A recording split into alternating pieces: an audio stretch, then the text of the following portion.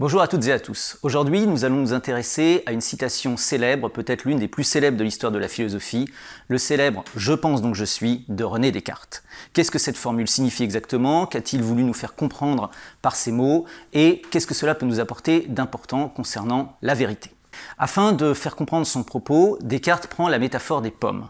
En effet, nous pouvons comparer notre esprit à une sorte de grand panier dans lequel certaines pommes sont de qualité, disons des vérités, 2 et 2 font 4 par exemple, des pommes dont on ne peut pas exactement connaître la qualité, disons des opinions qui sont incertaines, qui pourraient toujours changer demain, ou comme quand j'étais enfant, je croyais certainement à des choses, je me suis rendu compte que c'était plus compliqué, que c'était pas exactement vrai, ou comme le Père Noël, que c'était complètement faux.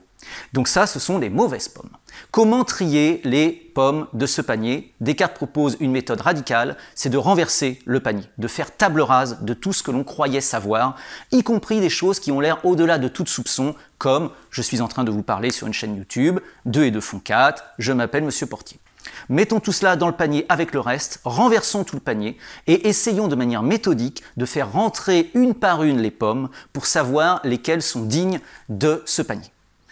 Au terme de son doute, que l'on appelle le doute radical, le doute hyperbolique ou tout simplement le doute cartésien, combien y aura-t-il de pommes? Il semble qu'il y a un premier bon candidat pour la vérité, c'est la perception. En effet, c'est grâce à mes 5 sens que je perçois un monde qui est généralement tel que je me le représente. Sauf qu'il faut bien insister sur le fait que ce n'est que généralement, car je suis parfois victime d'erreurs d'appréciation, d'illusions, d'hallucinations, pourquoi pas, il y a des mirages, etc. Descartes remarque donc que la perception n'est pas toujours fiable. Ceci dit, il se fait à lui-même une objection. Est-il vraiment possible que je sois victime d'illusions en ce qui concerne des choses fort proches de moi? Par exemple, est-il raisonnable de penser que je ne suis pas en face de vous, que je n'ai pas ce corps et cette chemise? Ce serait là sombrer dans une sorte de folie, de démence. Et après tout, pourquoi pas? Peut-être que je suis en réalité un dangereux fou qui suis en train de vous parler sur YouTube, et que Descartes lui-même n'était qu'un fou enfermé au fin fond d'un asile, croyant écrire les méditations métaphysiques au chaud dans son poêle. Descartes va toutefois mettre de côté cet argument qui serait un aveu d'échec de principe, puisque si nous sommes fous, autant arrêter de penser. Un argument particulier car c'est une façon d'être fou naturellement. Toutes les nuits, nous rêvons.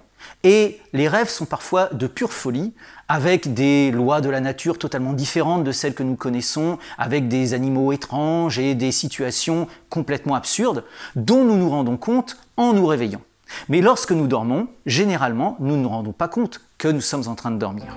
On retrouve ici la théorie qui a très bien été exposée par Nolan dans Inception, dans laquelle nous avons affaire à des rêves gigognes, les gens étant des rêveurs qui sont embrigadés dans des rêves de plus grand niveau, etc., de telle sorte que les protagonistes ne savent plus à la fin faire la différence entre le rêve et la réalité.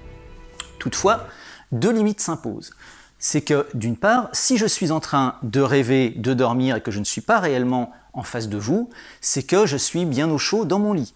Pour qu'il y ait un rêve, il faut qu'il y ait une réalité dans laquelle un rêveur produit le rêve. Je ne suis donc peut-être pas en face de vous, mais le monde réel existe. Et ce monde est bâti sur les mêmes lois que le rêve. Pas les lois physiques, étant donné que dans un rêve, je peux très bien m'envoler en tirant sur mes cheveux ou lancer des boules de feu par les mains. Mais les lois mathématiques, géométriques, logiques sont les mêmes dans le rêve et dans la réalité. Car dans les 2 cas, 2 et 2 font 4 et les triangles ont exactement les mêmes propriétés. Il semble donc que nous arrivions à des vérités indubitables, à ces fameuses bonnes pommes que nous recherchions depuis le début, et vous avouerez qu'il n'y a pas besoin de s'appeler René Descartes et d'être un brillant mathématicien pour trouver l'idée, les vérités mathématiques, logiques et géométriques sont parfaitement indubitables. Mais Descartes va envisager une nouvelle hypothèse, qui est connue sous le nom du malin génie ou du mauvais génie. Peut-être existe-t-il une créature très puissante, pas forcément infiniment puissante car ce serait un dieu, mais disons très puissante et très méchante, et qui m'emprisonne depuis toujours dans une illusion. Peut-être que le monde que je perçois n'existe pas, que les gens auxquels je parle n'existent pas, qu'en réalité 2 et 2 font 5, mais évidemment lorsque je vais demander à quelqu'un dans cette illusion, il me répond que ça fait 4, et peut-être que je n'ai même pas de corps, ou que mon corps est très différent de celui que je perçois. Le malin génie a cette puissance et cette méchanceté. Pourquoi ferait-il cela? S'il faut trouver un mobile, on peut simplement parler de cruauté, de perversité. On trouve une idée assez proche dans le film des frères Wachowski, Matrix, dans lequel mon cerveau est endormi. On retrouve d'ailleurs la même idée chez un philosophe américain, Hilary Putnam, qui parle d'un cerveau dans une cuve. Dans Matrix, on comprend l'intérêt, c'est que les machines nous cultivent pour faire de l'électricité. Le malin génie est encore plus radical comme hypothèse, étant donné qu'il ne suppose même pas l'existence d'un vrai monde à l'extérieur de moi. Il n'y a peut-être que moi, disons mon esprit, et un malin génie qui ne cesse de mettre dans cet esprit l'illusion d'un monde matériel, juste parce que ça le fait rire. Il en suit deux grandes conséquences, ce que l'on peut appeler le dualisme et ce que l'on peut appeler le solipsisme. Le dualisme, c'est que nous avons vu que je n'avais peut-être même pas de corps. Ce n'est pas absurde. Peut-être que je n'ai qu'un pur esprit. Nous ne connaissons même pas vraiment le fonctionnement du corps et de l'esprit, comment le cerveau engendre ce que moi j'appelle l'esprit, comment les deux sont liés, mélangés. Peut-être ne suis-je qu'un esprit dénué de corps. Il faut donc faire une séparation duelle, absolue, entre les deux, le corps et l'esprit. Et nous aboutissons donc à une conclusion que l'on peut dire solipsiste, qui vient du mot seul. Je suis seul à percevoir un monde dans lequel peut-être y a-t-il d'autres êtres vivants, peut-être y a-t-il juste un malin génie qui ne cesse de me tromper. Il faut donc bien distinguer plusieurs cas de figure. Si vous rencontrez dans la rue quelqu'un et qu'il vous dit « peut-être que tout cela n'est qu'un rêve », ce n'est pas absurde. Et s'il vous dit que vous-même vous n'existez pas, avouez que vous ne pouvez pas lui prouver le contraire, et cela non plus n'est pas absurde. Maintenant, on peut se poser la question. Si lui-même se dit « je n'ai pas de corps, peut-être que je n'existe pas », est-ce que ça serait pas absurde? Et nous retrouvons le sens de notre fameuse formule « je pense donc je suis ». Vous pouvez au moins rassurer ce monsieur sur ce point. Peut-être qu'il n'est pas réellement en train de vous parler dans la rue, mais dans son lit. Peut-être qu'il n'a même pas de corps, étant donné qu'un malin génie le trompe. Mais pour que le malin génie le trompe, il faut bien qu'il existe. Sinon, le malin génie ne trompe personne. Pour que je sois prisonnier d'une illusion, il faut bien qu'un méchant prestidigitateur m'emprisonne dans cette illusion. Si je pense donc exister, il faut forcément que j'existe. Je suis peut-être très différent de ce que je crois être, mais je suis puisque je pense être. Descartes donne plusieurs formulations à cette vérité indubitable, à cette fameuse belle pomme que nous avons enfin découvert. On appelle ça le cogito, car l'expression est ego cogito, ego sum, je pense, je suis, généralement formulée par je pense, donc je suis, même si le mot donc ne doit pas nous donner l'impression qu'il s'agit d'un raisonnement, sans quoi le malin génie pourrait encore me tromper. C'est plutôt une condition de possibilité. Pour que je pense ne pas exister, il faut déjà inévitablement que j'existe. Nous aboutissons donc à la conclusion que nous recherchions, nous avons trouvé une bonne pomme. Tout le problème est que je ne peux pas dépasser ce solipsisme et en réalité, lorsque j'ouvre les yeux, je vois un monde auquel j'adhère, auquel je crois. Je sais très bien qu'en réalité j'ai un corps et que 2 et 2 font 4.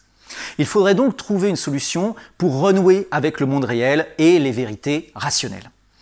Descartes envisage une possibilité qui, à notre connaissance, est la seule possibilité.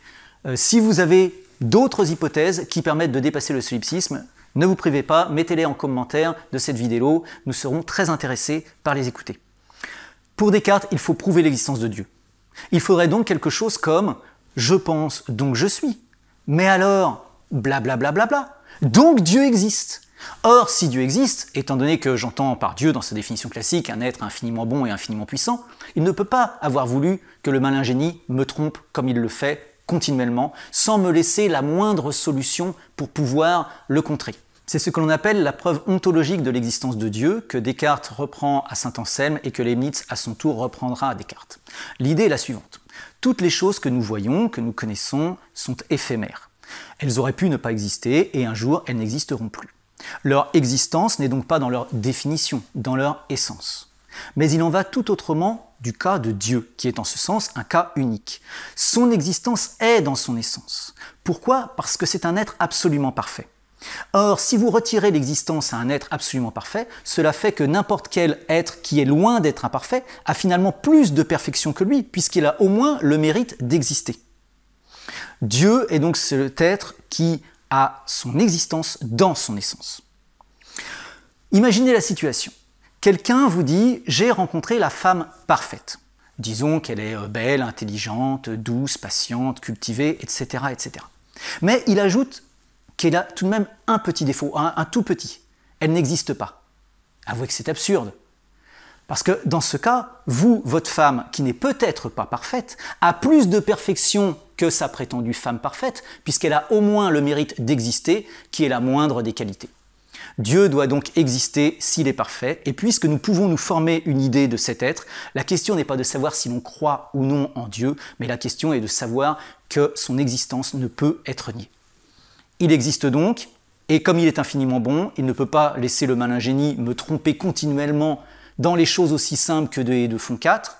Les deux sont donc incompatibles, et comme je viens de prouver que Dieu existe, cela signifie que, même si je suis parfois victime de quelques erreurs et quelques illusions, j'ai bien raison de penser que je pense donc je suis, et j'ai bien raison de penser que le monde que je perçois existe également.